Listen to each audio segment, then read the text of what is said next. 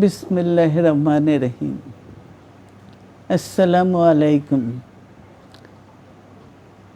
দীর্ঘদিন অসুস্থ থাকার পর আপনাদের সামনে কথা বলতে পারার জন্য আল্লাহর কাছে শুকরিয়া আদায় করছি।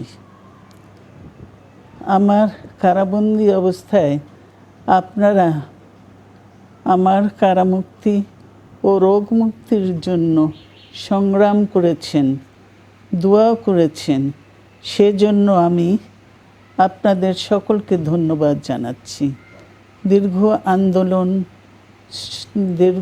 আন্দোলন সংগ্রাম ও ত্যাগের মধ্য দিয়ে আমরা ফ্যাসিবাদী অবৈধ সরকারের কাছ থেকে মুক্তি পেয়েছি।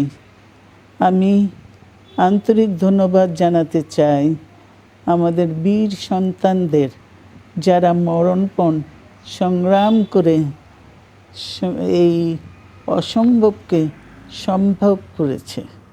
শত শত শহীদদের জানাই শ্রদ্ধা।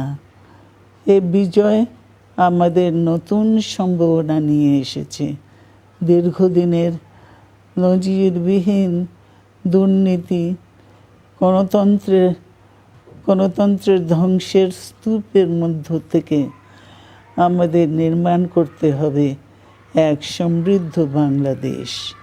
ছাত্র তরুণরাই আমাদের ভবিষ্যৎ।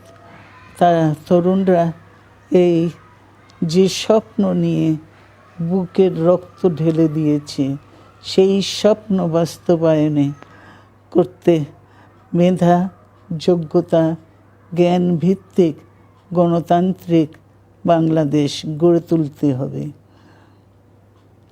শোষণহীন সমৃদ্ধ বাংলাদেশ।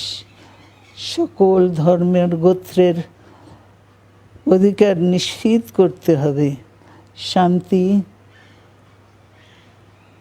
প্রগতি আর সাম্যের ভিত্তিতে আধুনিক বাংলাদেশ নির্মাণে আসুন আমরা তরুণদের হাত শক্তিশালী করি। ধ্বংস নয়, প্রতিশোধ নয়, প্রতিহিংসা নয়, ভালোবাসা, শান্তি ও জ্ঞান ভিত্তিক সমাজ গড়ে তুলি। আল্লাহ হাফেজ। বাংলাদেশ জিন্দাবাদ।